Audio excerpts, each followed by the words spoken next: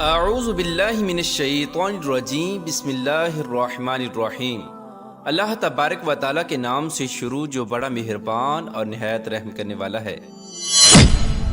قرب قیامت کا ایک ایسا خوفناک فتنہ جس فتنے سے حضرت آدم علیہ السلام سے لے کر ہمارے آخری نبی حضرت محمد مصطفیٰ صلی اللہ تعالی علیہ وآلہ وسلم تک ہر نبی نے اپنی اپنی امت کو ڈرایا اور اپنی اپنی امت کو آگاہ کیا۔ فتنہ دجال ایک ایسا فتنہ ہے، جب اس فتنے کا ذکر صحابہ کرام کی مجالس میں ہو جاتا تو صحابہ کرام زاروں کی طرح رونے لگ جاتے، کیونکہ فتنہ دجال میں ایمان بچانا ناممکن سا ہو جائے گا اور لوگ اللہ تبارک و تعالیٰ کی ذات سے دور ہو کر دجال کو اپنا خدا ماننے لگیں گے اور ہمیشہ ہمیشہ کے لیے جہنمی ہو جائیں گے۔ پیار دوستو، آج کی اس ویڈیو میں ہم آپ کو بتائیں گے کہ دجال کون ہے اور یہ کس خوفناک جزیرے کے اندر قید ہے، اور یہ اس جزیرے میں بیٹھ کر قیامت کا انتظار کیوں کر رہا ہے۔ اور جب ایک صحابی رسول صلی اللہ تعالی علیہ وآلہ وسلم نے دجال سے ملاقات کی تو دجال نے ان سے کون کون سی پر اسرار باتیں کی، اور دجال کو اس قید سے کب رہا کیا جائے گا، اور یہ دنیا میں آ کر کس طرح فتنہ و فساد پھیلائے گا۔ پیار دوستو، ان تمام تر سوالات کے جوابات قرآن و حدیث کی روشنی میں آج کی اس ویڈیو میں ہم آپ کو بتائیں گے، لہٰذا آپ سے گزارش ہے کہ ہماری اس ویڈیو کو اینڈ تک ضرور دیکھیے گا۔ پیار دوستو، سب سے پہلے بات کرتے ہیں کہ دجال کی پہچان کیا ہوگی اور دجال کی شکل و صورت کیسی ہوگی جس کے ذریعے قرب قیامت میں مسلمان دجال کو پہچان سکیں گے۔ روایات میں آتا ہے کہ دجال ایک چھوٹے قد کا بدصورت انسان ہوگا جو ایک آنکھ سے اندھا ہوگا، اس کے دونوں پاؤں ٹیڑھے ہوں گے، اس کا جسم بالوں سے بھرا ہوا ہوگا اور اس کے سر کے بال گھنگریالے ہوں گے، رنگ سرخ یا گندمی ہوگا اور ناک بڑی اور طوطے کی چونچ جیسی ہوگی۔ اس کے ماتھے پر صاف الفاظ میں کاف فا را لکھا ہوگا، اس کو ہر ایمان والا پڑھ لے گا اور ہر منافق اس کو نہ پڑھ سکے گا۔ جب دجال دنیا کے اندر ظاہر ہوگا تو لوگوں کے سامنے یہ پرہیزگار بن کر رہے گا، لیکن اندر سے یہ کافر اور ظالم ہوگا۔ جب دنیا کے اندر دجال کے پیروکار بہت زیادہ ہو جائیں گے تو اس وقت دجال خدائی کا دعویٰ کر دے اور یہ پوری روئے زمین کے اندر ایک بہت بڑی سواری پر سوار ہو کر گردش کرے گا۔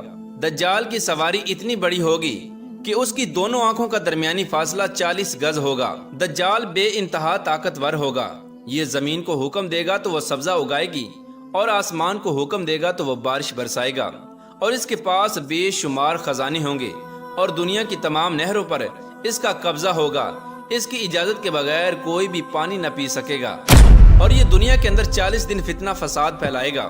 پیار دوستو، دجال کون ہے اور یہ کیسے پیدا ہوا، اس کے متعلق مختلف روایات ملتی ہیں۔ ایک روایت کے مطابق دجال حضرت آدم علیہ السلام کے دور سے ہی اس دنیا میں موجود ہے اور یہ قرب قیامت میں ظاہر ہوگا، اور ایک دوسری روایت کے مطابق دجال حضرت سلیمان علیہ السلام کے دور میں جنات اور انسانوں کے ملاپ سے پیدا ہوا اور اس کے ماں باپ کو اسی دور میں قتل کر دیا گیا اور اس کو ایک خوفناک جزیرے کے اندر قید کر دیا گیا۔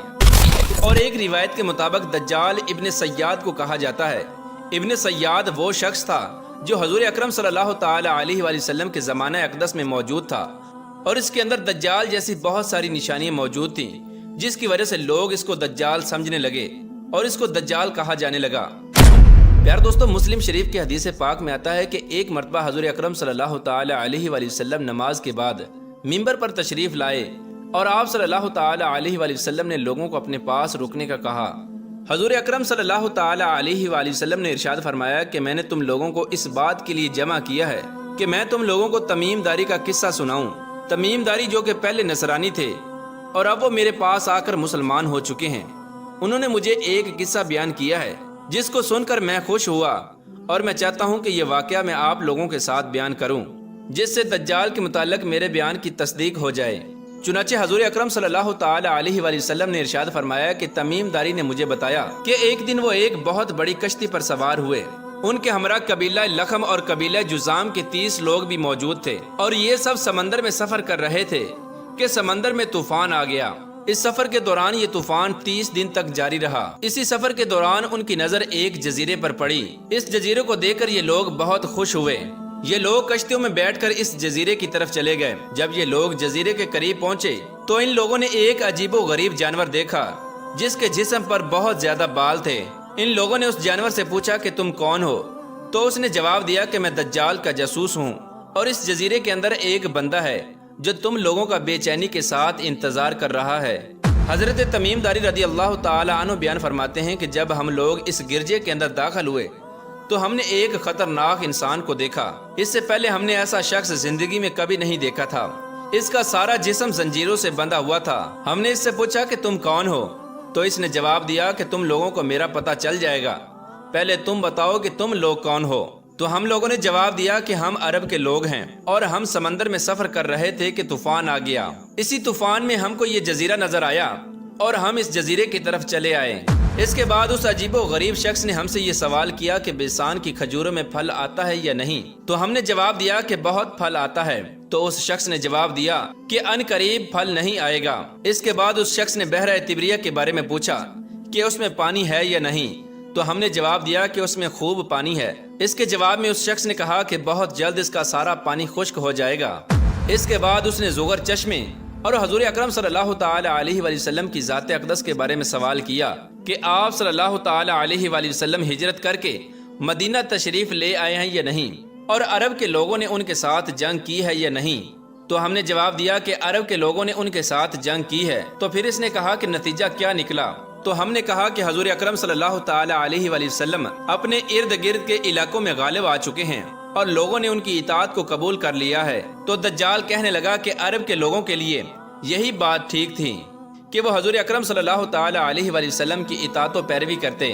اس کے بعد دجال ہم لوگوں سے کہنے لگا کہ اب میں تم لوگوں کو اپنے بارے میں بتاتا ہوں۔ اس کے بعد اس خطرناک شخص نے بتایا کہ میں دجال ہوں اور میں بہت جلد اس قید سے آزاد ہونے والا ہوں۔ دجال نے کہا کہ میں آزاد ہو کر 40 دن کے اندر اندر پوری دنیا میں تباہی مچاؤں گا، اور میں مکہ اور مدینہ کو چھوڑ کر پوری دنیا کو تباہ کر دوں گا۔ پیار دوستو، اس واقعے کو بیان کرنے کے بعد حضور اکرم صلی اللہ تعالی علیہ وآلہ وسلم نے اپنے عصا مبارک کو منبر پر مارا اور فرمایا کہ یہ وہ مدینہ ہے جس میں دجال داخل نہیں ہو سکے گا۔ اور حضور اکرم صلی اللہ تعالی علیہ وآلہ وسلم لوگوں سے فرمانے لگے کہ میں تم لوگوں کو یہی بتایا کرتا تھا کہ دجال نہ تو شام کے سمندر میں ہے اور نہ ہی یمن کے سمندر میں، بلکہ وہ مشرق میں ہے۔ اس کے بعد حضور اکرم صلی اللہ تعالی علیہ وآلہ وسلم نے مشرق کی طرف اشارہ کرتے ہوئے فرمایا کہ دجال مشرق کے جزیرے میں قید ہے۔ پیار دوستو، حضرت تمیم داری اور ان کے ساتھیوں نے دجال کے ساتھ جس جزیرے پر ملاقات کی تھی، اس جزیرے کے بارے میں آج تک کچھ پتہ نہیں چل سکا، بلکہ تاریخ کے اندر اس جزیرے کے بارے میں بہت سارے دعوے کیے جاتے رہے ہیں۔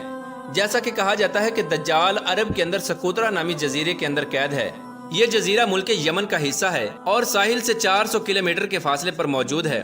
اس جزیرے پر رہنے والے جانور اور چرند پرند پوری دنیا سے مختلف ہیں، اور کچھ لوگ بحرائے اوقیانوس کو دجال کا علاقہ سمجھتے ہیں۔ اس جزیرے میں انسانوں کے ساتھ بہت سارے واقعات پیش آ چکے ہیں، اور اس جزیرے میں بہت سارے سمندری طوفان آتے رہتے ہیں۔ بعض لوگوں کا یہ دعویٰ ہے کہ دجال برمودا جزیرے کے اندر قید ہے۔ برمودا ایک جزیرے کا نام ہے اور یہ ایک تاکون نما علاقہ ہے۔ اس علاقے میں 300 کے قریب جزیرے موجود ہیں۔ یہ وہ خطرناک علاقہ ہے جہاں آج تک کسی انسان نے قدم نہیں رکھا، اور اس کے ٹرائی اینگل کی رپورٹ آج تک شائع نہیں کی گئی۔